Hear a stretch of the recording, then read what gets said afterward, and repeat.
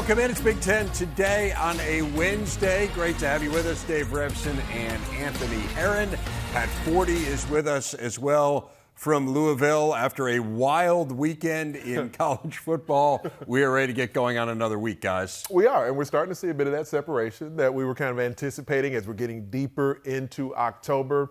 And, you know, there wasn't a lot of the craziness, I guess, specifically within the Big Ten Conference, but we're starting to see what the top of the conference should look like. Yeah, the craziness was reserved for elsewhere, Pat, and it was crazy.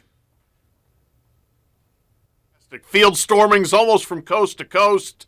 Dramatic games, shootouts, not a lot of defense, but it was a lot of fun. And, yeah, the stakes are only rising now. As you can see, it's sweater weather in Louisville, which means it must be the second half of the season. Let's get after it.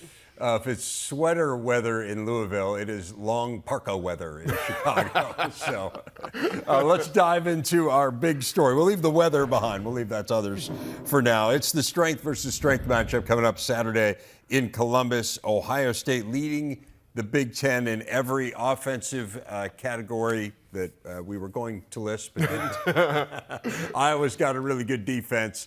Let's dive into it here. Anthony, to what extent do you believe Iowa can slow down Ohio State's attack?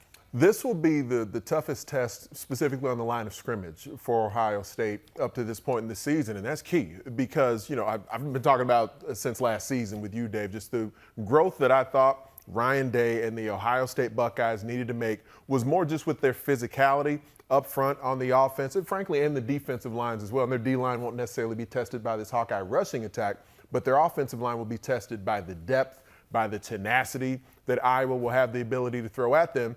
And we'll have a bit of that transitive property because Michigan recently played Iowa. And so we'll have a sense of judging, all right, if Michigan was able to go toe-to-toe with the Hawks up front and look like that, then what will Ohio State look like? I do want to get into the notion of the score comparisons and all that here in a bit, but focusing on this particular matchup here, Pat, before we kind of jump ahead and worry about how Ohio State and Michigan compare to one another, do you see a way that Iowa can stay in this game? I mean, this is an elite defense.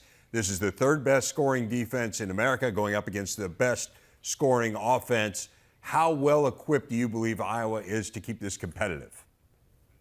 Well, it's going to be a huge challenge, no doubt about that. I love the quote from Riley Moss, the great defensive back for Iowa yesterday, where he said, if we don't get pressure on the passer, it's going to be like recess football, where, you know, that's sometimes what Ohio State looks like. They've just got guys running free out there. Nobody's around them, so they can't let that happen. But here's what I like also about this Iowa defense that I think gives them a chance, at least in the ground game, to be competitive, and then we'll see how they match up on the outside and deep. But they don't give up big plays in the running game. Michigan got yards, but Michigan didn't get big yards. I was there for the game, and, hey, look, it's great if we can all watch on Big Ten Network every game, but sometimes you see things in person that you don't see on TV. Michigan was opening holes that should have gained 20 yards, but Iowa is so good at their run fits and so good at their assignments and so good at tackling that they were 5 to 7 yard plays. The second level, the third level, they're always in position to make plays. We'll just see if they make enough of them against Ohio State. And, Pat, I was able to pressure the quarterback without an extensive blitz package, and we know Phil Parker's not a guy who loves to blitz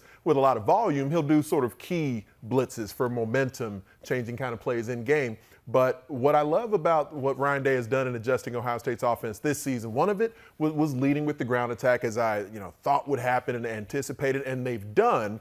In addition to that, he's moving C.J. Stroud outside the pocket. Statistically, the metrics show C.J. Stroud is a more effective passer on the run and outside the pocket this season than he was last year. And also third downs have been huge for Ohio State. And I think for Iowa's pass rush to be able to get home without the blitz would be a key element in this game, because if they can get C.J. Stroud and the Buckeyes into some predictable third down scenarios, or maybe you're getting more third and long. Ohio State normally able to convert those at a high clip. C.J. Stroud has the highest pass efficiency rating on all downs in the entire country, but it's most important on third down, and he does lead completion percentage and pass efficiency on third down. That's going to be huge in this game. If Iowa can get to third down, can they get home with that rush? It's pretty remarkable how good this defense has been, particularly since they've gotten no support at all from the offense. But they've allowed 5 touchdowns as a defense this season, Pat. The challenge is they've only scored 7. Just as a means of comparison, Ohio State's offense has scored 41 touchdowns. And in terms of the notion that this can be a competitive game. I mean, it's premised partly on can Iowa slow them down, but the other part of it is can Iowa score at all? And they've struggled against mediocre defenses. Ohio State seems to be improved. Now, it's really hard to gauge given the level of competition, but do you see any way that Iowa can move the ball consistently against the Buckeyes? I really don't, unless they've cooked up some stuff in the bye week, which sometimes happens. They may have some wrinkles, some ways that, you've had 6 weeks of film to digest and say, gosh, where are all our shortcomings? What can we do to fix them? And I'm hoping they're going to show a little bit more creativity, a little bit more unpredictability than they have. I've been saying for weeks that, again, I think giving Alex Padilla at least a series or two to see what happens would not be a bad thing because it can't get worse. I think Iowa, we'll see if they come out with just a little bit of a different approach that gives them any kind of chance to move the football and score, because you're right. You're certainly not shutting out Ohio State. You're going to have to score some points. I think you dial up the aggression. Iowa's run game, we've seen Ohio State's defense is good enough where we should anticipate Iowa's not going to just run through them or run over them. If you can get it, though, where you get to a third and manageable, at least, we know that Brian Ferentz, Kirk Ferentz, Iowa football, they're still going to attempt to run the ball, to play the game at their tempo. What I would like to see enhanced is the willingness to attempt shot plays. If you're going to end up off the field on third down anyway, give yourself an opportunity, if you're Iowa, to attempt the deep pass, see if either you complete it, but even beyond that, put some pressure on that opposing secondary. Try to lengthen the coverage, and who knows how healthy they continue to get at wide receiver. Maybe you have, some additional playmakers available to Spencer Petras out there, but attempting the deep pass is at least something, or maybe even pick up a flag. But you do put versatile, multiple types of pressure on the opposing secondary if you're at least willing to try to throw it downtown. And it just has not been their MO, right? I mean, when they throw it, they essentially throw it to the tight ends. Laporta has more than twice as many catches as anyone else on the team. Lachey, obviously, a big part of that offense as well, but they're last in the nation in total offense. So we'll see whether or not they try to change things up just a little bit. You were talking about this. Michigan beat Iowa 27-14. So you were kind of looking ahead a little bit. How tempting do you think it will be to compare scores here, what Michigan did to Iowa versus what Ohio State, how they fare against them? I'm certainly planning to do it, and I'm going to have a good time doing it as well, because we see these as two teams who have shown themselves as so far the best in the Big Ten, amongst the best in college football. They've been ranked that way throughout the season, and their performance continues to indicate that that's what Ohio State and Michigan are this year. But then we won't get the actual collision course in its culmination until the final week of the regular season, as tends to be the case for the game. That being said, now we have an opponent, a like opponent that they are both facing within a fairly quick frame of time. So now we'll have this frame of reference. Michigan didn't dominate on the ground against Iowa, but they did average over 4 yards a carry. And with just continuing to hammer Blake Corum at them, we did see the Michigan ground attack get going. And, we have you've been on our Big Ten radio show. We have a really talented producer, Tony Landry. He books great guests. Talked to Doug LeMaurice from Cleveland.com this morning, and he thinks Ohio State's offense isn't as concerned about the ability to run the football as what people like myself, sort of think they are, that they should be. But I think that's been the indication this year. And so for me, I'm going to compare that line of scrimmage. How does Ohio State's line of scrimmage game look against Iowa versus how did Michigan's line of scrimmage game look against the Hawkeyes? And we'll have a similar opportunity the next week, right, when the Bucs head to Penn State. We just saw Michigan absolutely obliterate the Nittany Lions. Speaking of which, Pat, Minnesota and Penn State this week. This is a fascinating game to me. Minnesota's had 2 straight disappointing outings. You got 2 quarterbacks where there are question marks surrounding their health. I'd say bigger question marks around Tanner Morgan perhaps than Sean Clifford. But what intrigues you the most about Minnesota and Penn State? Well, I don't think this is a promising matchup for Penn State, at least with the line play that we saw last week. They were absolutely just punished on the offensive and defensive lines by Michigan. I'm not saying Minnesota has that same level of players there, but they've got good players. I mean, that's a line of scrimmage team.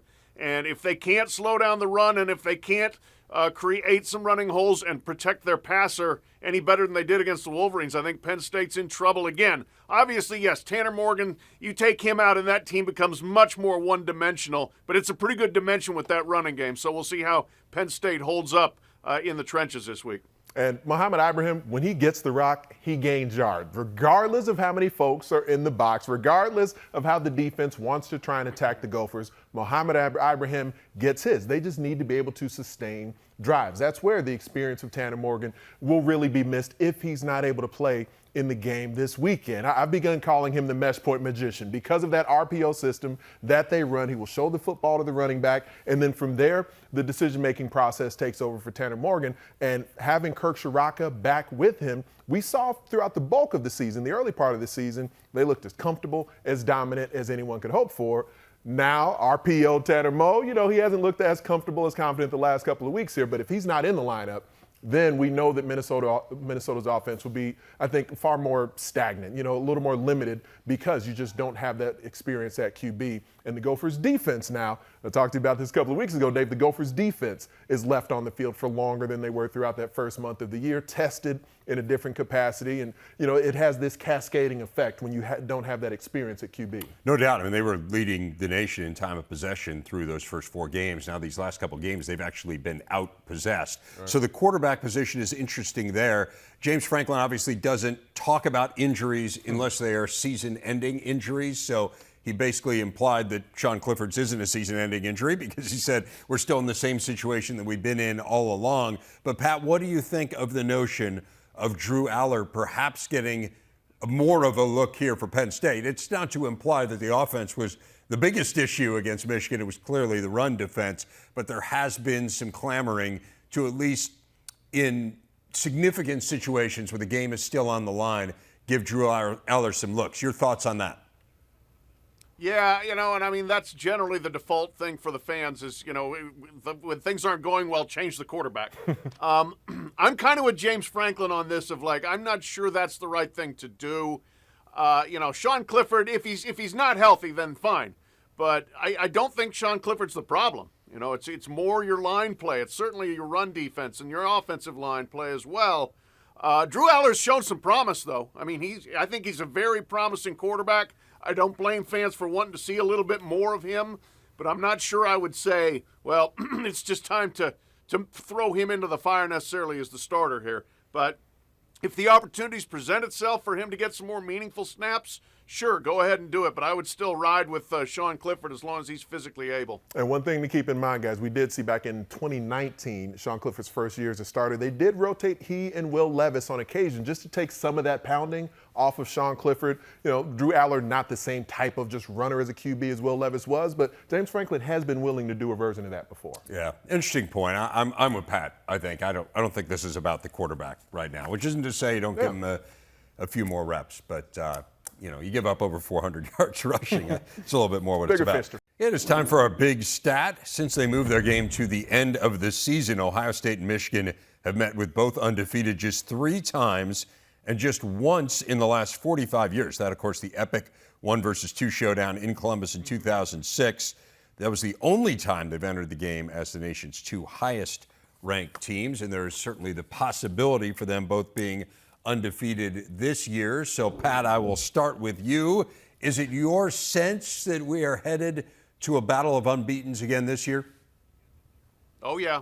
It looks like it. And, I mean, it would be really fun to have it happen. I mean, that is just not much better or bigger than when those 2 teams are at the top, not just the conference, but of the nation. So I think it is possible that we get there. It's not a given. Michigan certainly cannot overlook Illinois on November 19th. They got a funky rivalry game October 29th with Michigan State. Ohio State, you got to go to Happy Valley, and while I don't think this is a great Penn State team, things can happen there. So it's not just a walkover to get there, but I do think we are on a path for it, and oh boy, if that happens, it's going to be fun. It's a lot of ball left to be played. So I think you're couching it correctly, Pat, because we do see these as the 2 best teams in the Big Ten, 2 of the best in college football. But there are so many games that remain and so many other factors that could end up playing into whether or not we see them at their peak week in and week out. Ryan Day has addressed it even coming off the bye week where he's talked about, just the temperament of his squad. And I think he does a really effective job of utilizing the competitive depth within the program. If you want catches, you got to earn it not only on game day, but on the practice field. You want time within that deep defensive line rotation, you got to show it day in and day out. And that's one of those things that Michigan has been able to establish as well. Jim Harbaugh is all about competition, all about earning it day in and day out. And, him thriving, through the awkwardness of the offseason that was there, it's almost like that got pushed to the side. And so now we see the Wolverines at a peak that, kind of goes beyond even what we might have thought coming into the year with what returned on offense, but what lacked on defense and experience. And that has taken a huge step forward. And so these two teams, they seem to be playing towards their peak and ascending throughout the season. When you have youth in key spots like quarterback for the Wolverines, then I think there's going to be some ways that J.J. McCarthy gets tested that he hasn't before. But up to this point, he's responded every time. Yeah, it's fascinating. I mean, college football, what we love about it, I think, is the unpredictability. Yeah. So there are upsets every week, as we know, some titanic ones. You do look through the schedule. I agree with Pat. I think that Illinois game is a potential landmine. We're looking at Ohio State right here, right now. I think that Maryland game's interesting. Mm-hmm. Remember 52-51. What was that, 2018? So, not unrealistic to think that Maryland could give them a game if Leah is healthy. But that Illinois game to me is really interesting, Pat. And you brought it up, I think, just particularly because of the timing. There's just this tendency to look ahead when you have a game of the magnitude of Ohio State looming. And so that's the one that would scare me, A, because of the timing, and B, because I think Illinois is really good. They are, absolutely. That is not a slouch team, and it's a physically tough team. So you got to go in and be mentally prepared for a slugfest. And so, we have seen, I think, from both these teams in the past, a little bit of that peek ahead the week before, and you end up in a scrap that you weren't necessarily expecting. I believe that Maryland-Ohio State shootout you mentioned might have been the week before Ohio State-Michigan, Dave. And you can't do that in this league. That's one of the great things about being in a really good conference is you look ahead and crazy things can happen. So both teams have got to stay on top of it. The coaches love to talk about week to week, this game only. Well, the players need to live it going in for the rest of the month ahead to get ready for that game. And we're deep enough into the season where that transitive property thing I referenced earlier, that can apply to Maryland. Maryland went toe-to-toe with Michigan. Mike Locksley feels like his team, if they executed better, should have won that game on the road at the Big House. So there's no doubt in my mind Maryland can compete against Ohio State. And with that in mind, yes, there are still tests that remain for both. I want to turn our attention to the Big Ten West here, and we look at the standings. It's crazy to think what a difference a couple weeks can make. We had a 6-way tie for first 12 days ago. Now we have some separation. Illinois and Purdue both at 3-1. Nebraska 2-2, but would lose a tiebreaker to the Boilers. Minnesota now down a tiebreaker to both of those first-place teams. Pat, are we at the point now where you see this as a two-team race? Yes, collision course. November 12th, those two teams meet up. The two, I believe, closest schools in the conference to each other. And boy, I mean, those two competing for what could be a division title, that's fun, that's interesting, that's different. And also, one of the things you could lose when you go away from divisions in the future. If you just have the two best teams, then somebody loses that, just real defining, triumphant division championship. And it happens a lot in the Big Ten West. I mean, Iowa was very excited to win last year. And if Illinois or Purdue is the Big Ten West champion, that is a big deal for that program. So I think we're headed that way. I love the contrast in styles. Bielema, ground and pound. Brom, air it out. Bring it on. I hope we get there. And both coaches, obviously Jeff Brom has been in West Live for a lot longer than Brett Bielema has been in Champaign, but both in the midst of that collision course, you can make a case for either one for Big Ten Coach of the Year, where Purdue is ascending at the right time. They were so penalized. Really, both these teams so penalized early, turnover prone. Each of these squads starting to play their best football. So I do believe right now that they have shown themselves as the two best teams in the Big Ten West. But there's landmines that are there for each of them also because there has been at times some inconsistency with the execution. Now, it feels like they're getting that cleaned up. But the reason that both of them are not undefeated right now is because of self-inflicted wounds. And so if you're the Illini, continue to protect the football at a high rate. Continue to make sure you don't have key penalties in awful situations. The same exact thing with Purdue, because for the 3 losses between the two of them, that's the only reason those losses occurred. They outplayed the opponents in each of those games where they got an L. Yeah, fascinating to see. If either one of these teams makes it, it'd be a huge story, kind of to Pat's point. Neither one of them's been there to Indy. Neither one of them has really sniffed it. I mean, Purdue maybe on a couple occasions, one game here or there, and maybe they would have been in the race. But it would be great for both of those fan bases, whichever one manages to make that trip. The Maryland women's field hockey team captured its 6th Big Ten title on Sunday, topping Rutgers 4-3 in an absolute thriller with the game winner coming in the final minute. It was Maryland's 6th ever Big Ten title and the 619th win in the remarkable 35-year career of head coach Missy Meharg. She is the 9-time National Coach of the Year, and she joins us now for our big interview.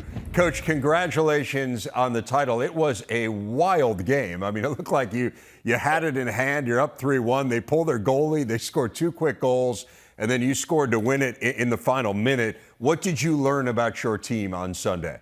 Well, we're pretty darn resilient. A wild finish for sure, Dave. And I actually had no clue what was going on at the end there. I was trying to figure out who had enough physiology in them to be able to play in overtime. So super excited that BB was able to finish on that shot. So wild is a good word. You have a really dynamic offensive team this year. It really, the stats are pretty remarkable in terms of the gap between you guys and the rest of the conference in terms of goals scored. There have been previous years where you built your team a little bit more around defense. At what point did you realize that this team this year had a chance to be really special offensively?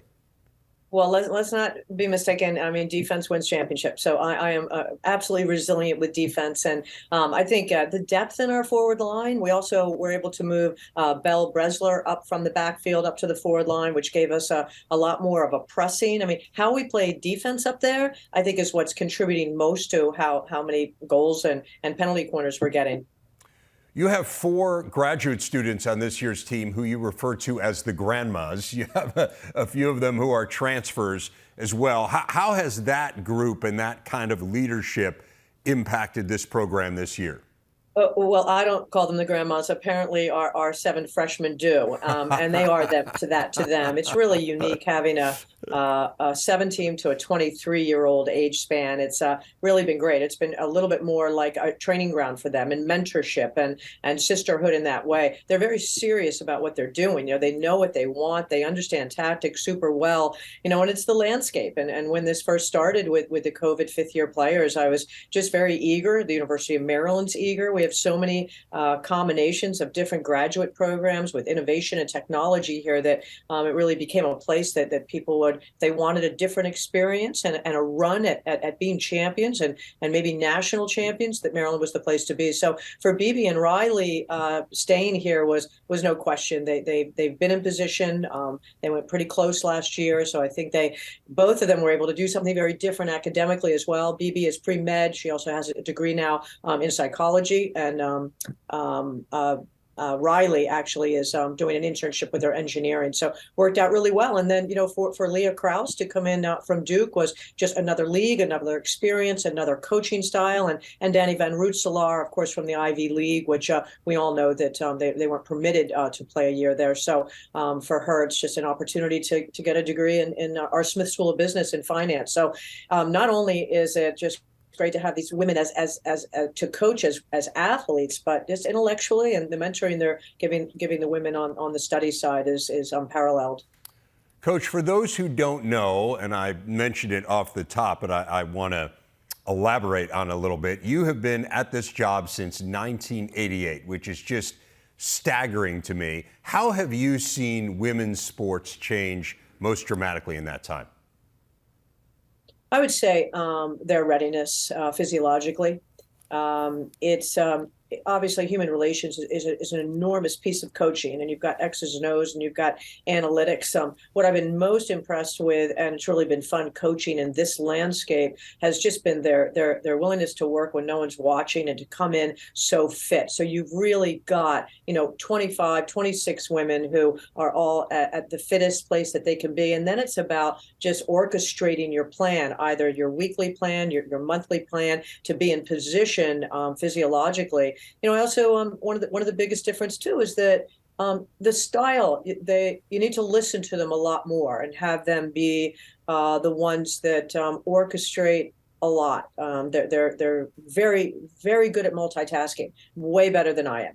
I'm fortunate to have a great coaching staff that is a little closer to how they've used technology and analytics and innovative ways of learning and doing many things at the same time. I'm learning how to do it. I'm not as gifted as they are at it, so I'm very eager to. That's probably the second biggest thing would be ownership, letting the players take ownership, making sure that the environment is super inclusive for everybody to be heard.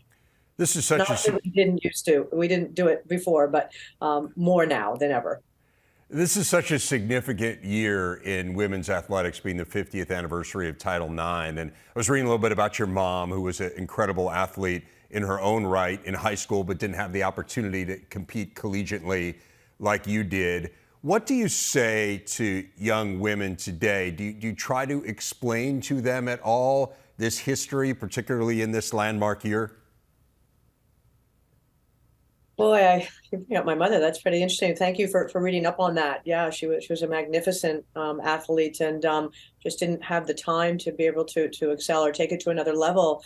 I more handle it by just being so grateful for the opportunity to be in an environment where you can be with your best buddies and you can play this sport that we all love. We have such a passion for our game. And I just always be appreciative for it and doing the small things to make sure that you realize how important it is. And when you are a mother and you have children, that they realize how critical sports are in their lives and how you gain a lot of strength as women from being bonded together in sport. The sport was such an important part of your life growing up. You played at Delaware, not just field hockey, but lacrosse as well, won a couple of national championships there. I know you wanted to be a vet when you entered school. What made you change your mind and decide to be a coach instead? Oh, well, I grew up on a farm and I went to a very small school in Pennsylvania that everybody had animals, lots of big animals. And I always thought that that's what I wanted to do. And when I went to the University of Delaware, it was the women that I played with. I mean, my teammates were just so passionate about sport. And they were studying sports, and I shifted from a pre-vet track. I think it was the second semester of my sophomore year, and got into physical education and health, and then came to the University of Maryland, of course, to do. I did 2 degrees, one in exercise phys and sports psychology. So I was really fortunate. I mean, I found my home, really. I didn't know what I didn't know when I was 18, 19 years old, and it was my teammates, great teammates that are still, in the sports and in the coaching business and administrators in athletic departments, et cetera. So I was fortunate to find it. You found it and you've remained with it. What keeps you going? I mean, you've been doing this for a long time. There's been certain segments of time where I've asked that question, obviously, probably 3 or 4 times in 35 years. And most recently, right before COVID, to be honest. And there was a segment there that, I thought maybe COVID was a message that moving on. I do a lot of work with development. I do a lot of public speaking, which I enjoy.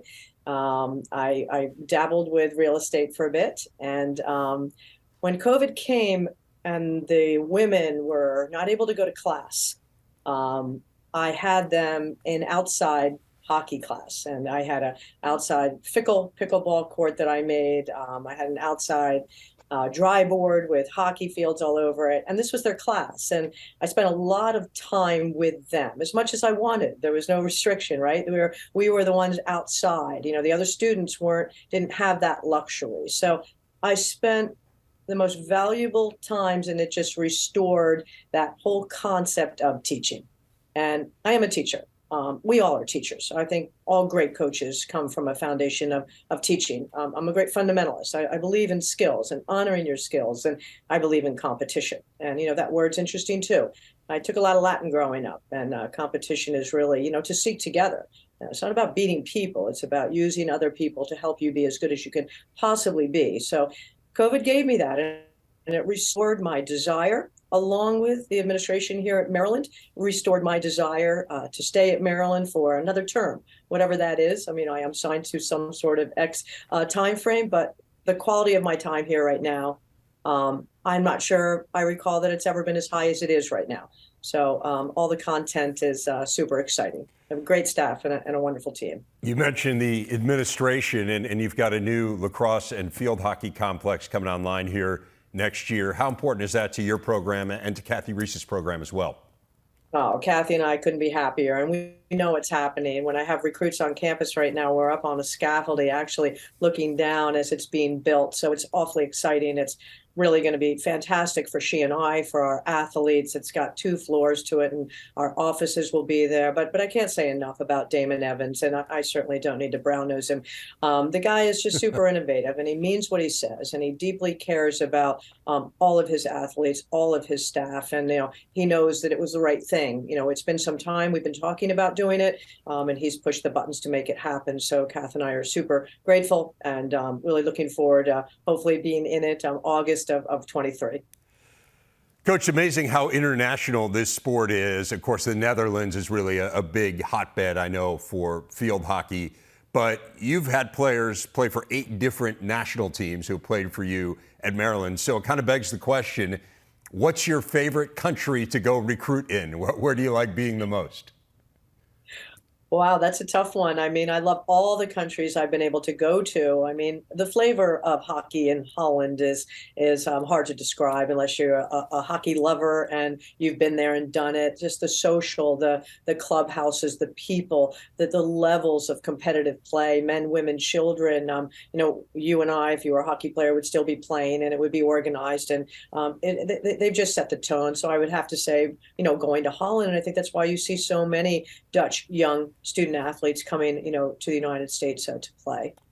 I want to leave you with this. I know the conference title is nice and you're excited about that, but ultimately the goal is to win another national title. What do you need to accomplish between now and then to have your team best positioned for the NCAA tournament?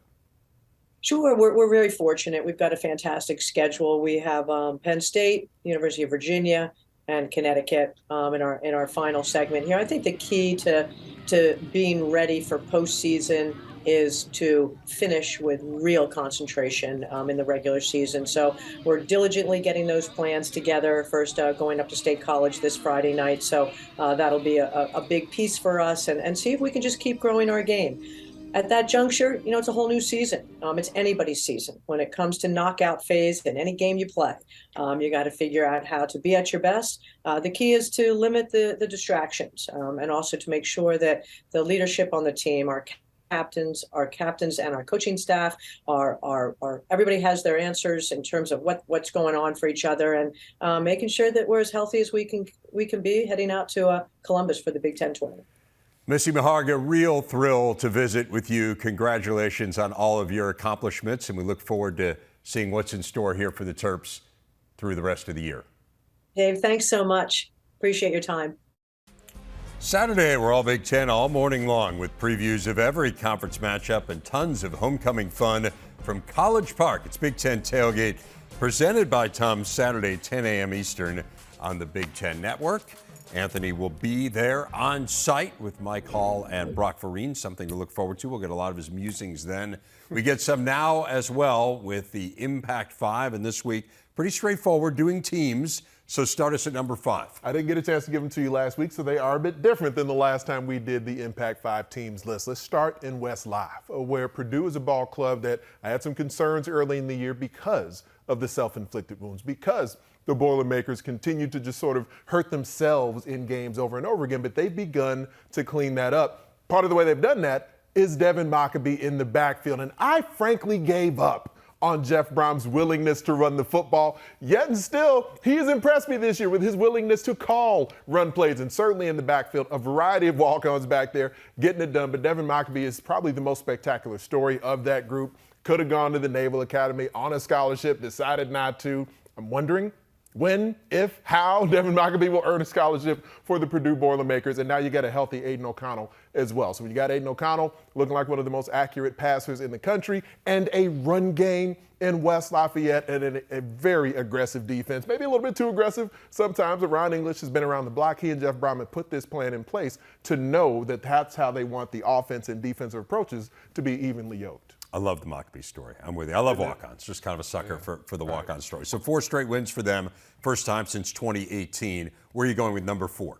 I've still got Penn State in my Impact 5 at the moment. Yes, it was their worst performance of the season. We certainly expected more on the road at the Big House, but it was just the latest very difficult road test. Penn State responded to them earlier in the year, going on the road in their first game of the season, going back on the road again in the hostile SEC territory. I do anticipate a response from the Penn State Nittany Lions this season. And Sean Clifford, as long as they get into the red zone, then Sean Clifford has been spectacular in the red zone with his completion percentage, with his pass efficiency. Of course, the defense will be tested by that dominant ground attack and Muhammad Ibrahim from Minnesota this coming week. But I still believe that Penn State is a squad that's going to have something to say later in the season. You know, they're not in the driver's seat in the Big Ten East by any long shot, but they're going to throw some haymakers at some folks. So I still see them as at least the number 4 team. And again, I think a lot of the country agrees with you. They're still ranked 16th in the nation, so I don't think people have quite given up on Penn State, as disappointing as they were a week ago. Who's number 3? Going down to Champaign for that one. And this one surprises me a little bit just by comparison to where I anticipated the Illini would be this year. Thought they'd be a good team, an improved squad. I frankly just hadn't watched Tommy DeVito play football before. And so as special as Chase Brown has been this season and that offensive line, the combination of the volume of carries that they give him up front, but in what sometimes is a limited volume of passes for Tommy DeVito, he's been remarkable, man. I mean, his accuracy, you can tell the game plan sometimes dictates that they're going to dink and dunk their way down the field. There will be screens, there'll be swing passes and wheel routes. There's sometimes where they go to the back shoulder throw because of coverage and the indication they get from that. Sometimes they want to throw it over people's heads. And Tommy DeVito has executed all those things at an extremely high level. I didn't anticipate he would even be able to play in last week's game. Not only did he play, still showed mobility, and I don't think he moved as well as he normally does, but Tommy DeVito is the quarterback that they needed. There's a reason Brett Bielema went out there and got him even before he had hired his offensive coordinator, Barry Lenny. Yeah, it's interesting. He said to me, we were walking onto the field and we were down there at practice, and he said, don't pay any attention to what DeVito did at Syracuse. Their line wasn't very good. He's the perfect guy for our system, and he's on pace to obliterate their completion percentage single season mark. So 2-1, it's obviously Michigan, Ohio State in some order. Which order do you have them in? For now, it's still the Wolverines. And I know there's some recency bias with some folks maybe thinking that Michigan is the best team in the Big Ten. That may end up proving itself out by the end of the year. They are both absolutely phenomenal teams this season. For now, I'm going with the Wolverines at number 2 because I'm still seeing whether or not J.J. McCarthy is. He's answered the bell to the extent they've asked him to. He's only been asked to do so much. I mean, there's an extremely high percentage of his pass attempts that come off of play action because of Blake Corum. And even there's nearly 40% of Blake Corum's carries come with an 8-man box or more. They still hand it off. That offensive line still mashes people. So Michigan, within the framework of what they're doing with J.J. McCarthy, he's executing that. They haven't had to completely open it up yet. The potential is obviously there physically. And then that defense, no doubt, man, with what they lost from Hutchinson and Ojabo from last season in the secondary at the second level. There's a lot of inexperience there, but we've seen week by week this defense grow. They've answered every challenge. They're sacking the quarterback at a higher clip so far this year than they were through the halfway point of last season. So, there's not really any big questions up to this point that loom from Michigan where you see something that appears to be an Achilles heel. So what makes Ohio State better than them in your opinion? I feel like there are more answered questions right now. And there's not a player in college football who's playing at a higher level than C.J. Stroud, in my opinion. And so, whatever you're going to throw at them, if you want to blitz him, he'll get you that way. You want to force him to throw it deep, he'll get you that way. And we do see now this renewed ground attack from the Buckeyes. And so they can get you every way that you want to allow them the opportunity to get got. And I think Ryan Day, where, because he's in Columbus, because he's coaching Ohio State, he's not going to get a lot of votes for Coach of the Year. But throughout this show, I've highlighted a couple of different ways. One of them I expected, leading with more physicality, but then even the movement of the pocket for C.J. Stroud. What they're doing and getting him on the move has been part of why C.J. Stroud is an even better player this season, because last year's book was knock C.J. Stroud off his spot, force him to speed up his process. This year, because they moved the launch point within the framework of the offense, now he's just more comfortable with it, whether it's called or whether the defense forces him to do it. Pat rejoins us. Pat, we always give you a chance for your rebuttal. It feels to me like those are the 5 teams that have separated themselves, but do you have any quibbles with the order? Just a little bit, and really it's a small quibble. You can look at it either way, but I would reverse 1 and 2. For now, I would put Michigan 1, Ohio State too, and here's why. Look test, I'd give Ohio State the edge because they've just been spectacular. And Michigan's bogged down at times in the red zone. But resume, if you're just going on body of work, Ohio State's win against Notre Dame continues to lose currency. Notre Dame's not very good. And Michigan dominating Penn State the way they did is by far the best win that either of those two teams have. And the fact that Michigan really hasn't been challenged, other than the Maryland game, a little bit. But I just think Michigan's resume is a little bit stronger, whereas I would give the eye test to Ohio State. Fortunately, they're going to play each other and we'll figure it out on the field. We're going to be arguing about it, though, Yes. for the next 5-6 weeks, basis. right? So, but yeah, absolutely. The beauty of it is we get to resolve that one. Wrapping things up here on Big Ten today. A Big Ten player has not won the Heisman since Troy Smith in 2006. Some serious competitors this year, led by C.J. Stroud, who tops the nation in passing efficiency and yards per attempt. Blake Corum leads the nation in rushing touchdowns, been a big play guy, and Chase Brown is the nation's leader in rushing yards. Pat Hendon Hooker certainly in this conversation, Bryce Young as well. Where do you think C.J. Stroud fits in right now at the top of the Heisman conversation? Yeah, he's very close to the top, if not at the top. I do think Hendon Hooker, who I had a smidge ahead of C.J. Stroud already, just getting that huge stage and performing as well as he did against Alabama, that kind of puts him a leg up. C.J. Stroud's going to have his days. He's going to have his chances. You go into Happy Valley and play really well there, that's going to count. You play well against Michigan, that's certainly going to count. So it's going to go on all the way into December, I think, in this Heisman race. But for now, I think Hendon Hooker playing the way he did in that big showdown game would put him just a little bit ahead of C.J. Stroud.